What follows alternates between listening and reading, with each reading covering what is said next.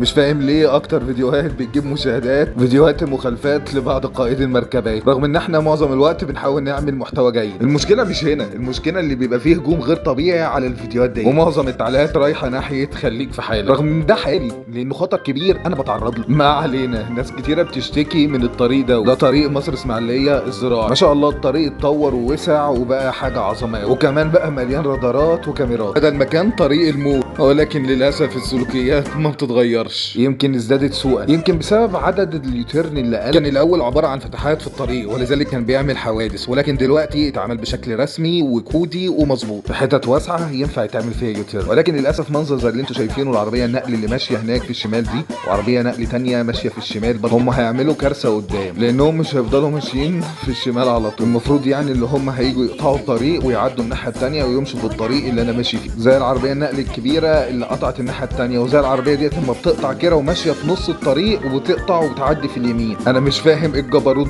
ده فيلم رعب بصراحه. مش هين عليهم حتى يقفوا لحظات في الشمال ويستنوا لغايه ما الطريق يفضى. لا والادهى بقى، بصوا على العربيه النقل البيضاء هتكمل عكس، دي داخله ناحيتي في الوش عكس. ده للاسف غلبوا بتوع التكاتك، لا مؤاخذه اهو في توك توك جاي عكس. معلش يا توك توك. الموضوع بيشكل خطوره كبيره قوي، وخصوصا لو الموضوع ده بيتعمل بالليل، وهو في الاغلب بيتعمل. وبصراحه الطريق دوت ما فيهوش اي تقصير من الحكومه او من الدوله. الطريق اتوسع واتعمل مظبوط وكاميرات بقت في كل حته زي الرادار اللي انتم شايفينه هناك دوت.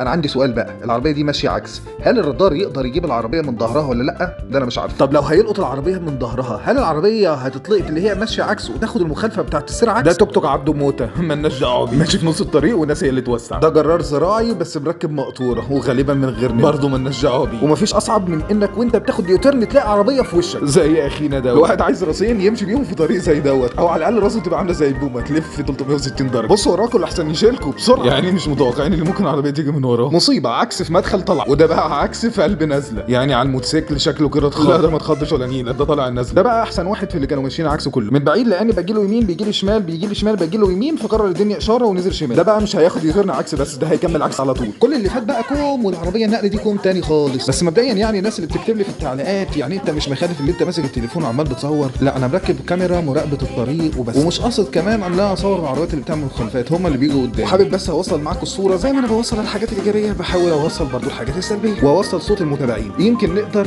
نعمل حاجه. ركزوا بقى هنا، عربيه نقل نازله من على نزله الكوبري وفي جرار ماشي عكس، هينتش هو غرزه مع الجرار اللي ماشي عكس زيه، وبعد كده هيخش قدام العربيه النقل في المنزل. يا عيني عليك يا عربيه النقل. لا ومش مكفيه بس، ده هو هيطلع الطلعه دي كمان عكس، والطلعه دي فيها ملف قوي وشرس، ربنا يستر ما يحصلش مصيبه. الواحد المفروض قبل ما يطلع طريق زي دوت يروح ياخد كورس درافتنج عشان يعرف يتعامل مع البشر بدماغها دي. ده غلبان قطع بس على العربيه النقل عشان يدخل الفتحه اللي موجوده في قلب السور. ربنا يستر طريقه. سلام.